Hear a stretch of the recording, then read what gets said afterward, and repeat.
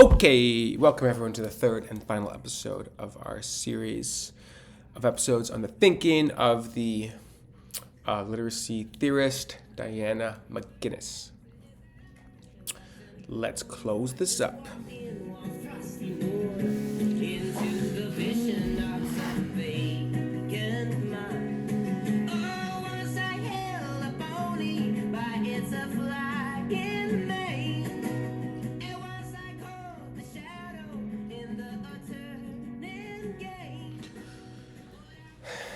Okay, so with our last episode, I wanted to focus on, I want to kind of go back to a little bit of a bigger picture of McGuinness's work, and particularly talk about the way she saw her own ideas, which, just to remind everyone, eventually got the name, why can't I write? Phonographics. Trademark. In particular, why she thinks her ideas are better than whole language learning processes and with classical phonics. Because, yeah, I think it's just a very interesting topic. So let's do it. So, I think the first thing that we can just say is that I'm not going to cite it all right now, just because it's not what's going to happen. But she does offer a wide range of very compelling seeming studies that really show the inefficacy of both phonics programs, phonics boo, and whole language boo in comparison to her system. Obviously, I think with this kind of science, there's a fair bit of skepticism that's always needed, and replicability is always important in these kinds of things. So I'm not super keen to just take her at her word that her system is better. But she does seem to cite a lot of in terms of the studies of her own methods, it's pretty much just her studies. But in terms of the studies of other methods, she's citing a whole bunch of different people who study this topic throughout the 70s, 80s, and 90s. And showed sort of like what has gone wrong with phonics and what has gone wrong with whole language. And I think, how can I say this? I think the best way to say it is that, I don't know, but let's say, okay, this is going to be a weird metaphor. But let's say, imagine these blue squares represent English written language. Okay.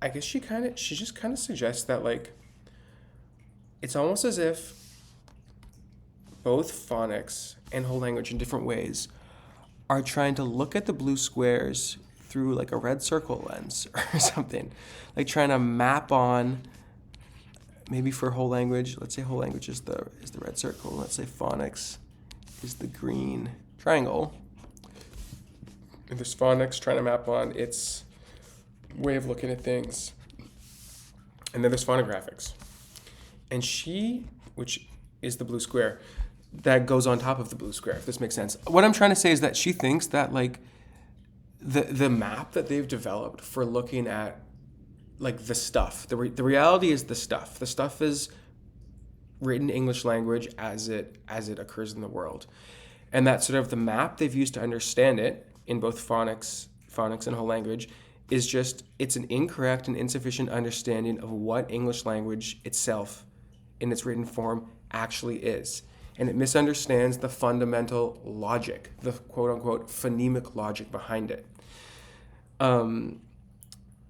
And it's for this reason that these systems end up failing to teach people how to read English, because they themselves don't actually understand what written English is.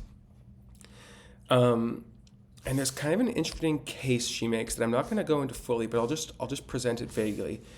That I like this version of it because it's kind of charitable to these theories. that like whole language is a theory for teaching language that would have worked if we were in like ancient Sumeria in year 3000. As in, at that time, when the very first languages were being written, they were logographic. Logographic, sorry for this annoying word. It means that each symbol, I keep using triangles, I could use a different one. Let's pick let's say the dollar sign, even though that's a bad example. Let's imagine this is not the dollar sign, it's a different symbol. This represents an entire word, which I guess it actually does in English, so maybe it is a good example.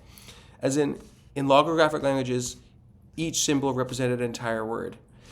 The problem with that kind of system is that they're impossible for anyone to learn long term, because it means, like there's 50,000 words used in English regularly, so it would mean memorizing 50,000 symbols. So she thinks pretty much that's like the basic problem with whole language theory, is that it approaches English as if each word was in itself a distinct symbol. But her whole point is that that's actually not the way the code works. It's not about entire words. Generally speaking, entire words are meaningless symbols. The meaning is within the code representing the specific phonemes, right, inside the word. Like cat isn't the point. The point is k, a, t. It's these three sounds that once we add them together, we hear them, the person's like, oh, what's this? Then they make meaning out of it and realize it's a little kitty, right? It's not in the combination of all these symbols together in the word and in the word itself. Sorry if that's a little heady, or maybe just nonsensical, but I really think that's what she's trying to say. And then for phonics, she pretty much argues similarly that it has its own way of piecing together the logic of the English language, which is just inaccurate to the way the English language is actually pieced together, with the way the writers, the people who invented English writing, actually designed it. It's kind of, this is totally tangential, but it is totally fascinating to think about, every written language at a certain point just started with a few people. And in English, there was one particular king in year 700 who invaded, and then working with a bunch of monks from Ireland. He was Danish, and these monks were Irish. Interestingly, Christianity actually went to Ireland first and then England. So these sort of monks were over to convert people and whatnot. And together, the monks and the king literally sat down and applied the Latin alphabet to English. English just hadn't been written before, but it was a language that people were speaking. Anyways, that's totally tangential, but I find that just so fascinating. And I'll go off one other thing here. Apparently, actually, in around year 1000, after a few refinements, there was actually a period when English was kind of, quote unquote, a perfect language. English was perfect, meaning that there wasn't all this confusion of there being one letter that means 7 different sounds, or a sound that you can make with several different letters. It was just one letter made one sound. And they had that very nicely set up. And it all got lost when the French invaded and brought their language and very much confused things. And that's why English has so many French and Latin words in it. And that was in 1066. So apparently the golden years really only lasted 100 years of the quote-unquote perfect English. Anyways, this is such a rant, and not what I'm trying to make, the point I'm trying to make at all. The point I'm trying to make is about phonics. Oh my gosh, I'm literally going crazy here, guys.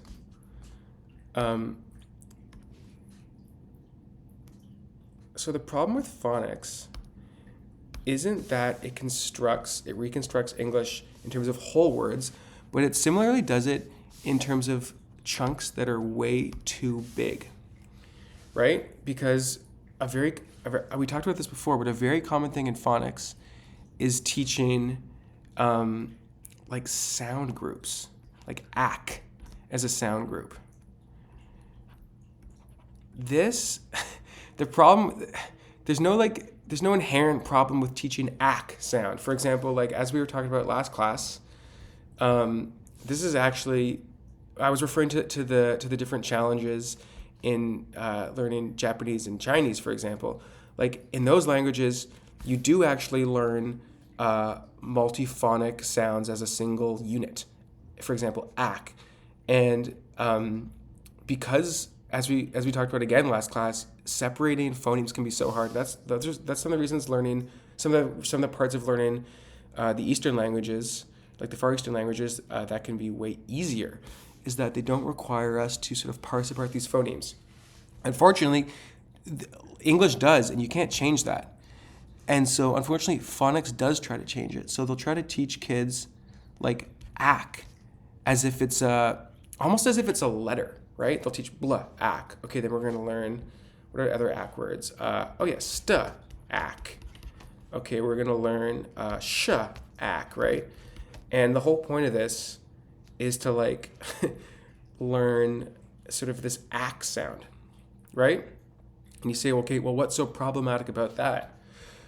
The problem, it's similar to the whole language problem, is that it massively overcomplicates the cognitive load on the child, right?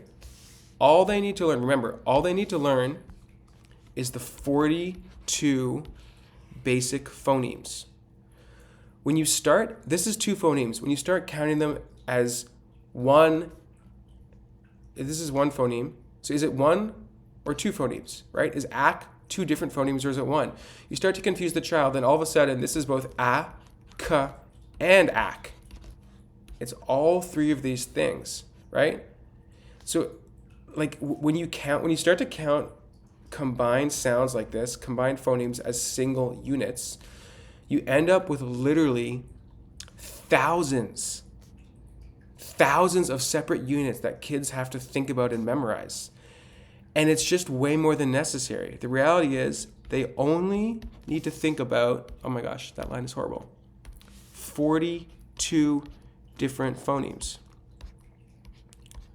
So, right, whole language will make them have, like in theory, makes them have to learn a different symbol for every single word. And phonics teaches them to memorize not that many, not like 50,000 different symbols, but in the thousands of new symbols, which to the child's mind, they start to see it as one unit, which it just isn't in the way English is spelled. Okay, sorry, I got a little carried away there. This is a crazy looking square. I hope this has made sense. This is pretty much why she thinks her system works and the other ones don't, or at least the explanation she has for the data that she gathers. So yeah, that has been pretty much a summary of the work of Diane McGuinness. I really enjoyed reading it, all of her work. I really recommend everyone else does. They haven't arrived yet, but I personally ordered one of her workbooks. It is, to be fair, kind of dated, but I'm excited to take a look at it and see if I find any use in it.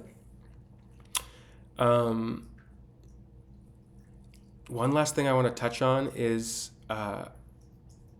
it's a whole area that I don't really have time to go into, but she cites so much really compelling evidence that, again, that dyslexia is, it's just not there's not convincing data to say it's a real category that exists. There's obviously so many people who really struggle to read, but all the evidence, including evidence gathered at OISE by OISE researchers on dyslexia, suggests that good, well thought out teaching that is in line with the inherent logic of the English language can help anyone who is able to speak the English language to learn to read it at a pretty strong degree of efficacy. So I think as teachers, we need to really take that statement at face value, and believe in our students and believe that we can intervene if they're not reading and get them on the track to reading. Thank you very much for your time, everyone. And I'm going to close with some music, my favorite song.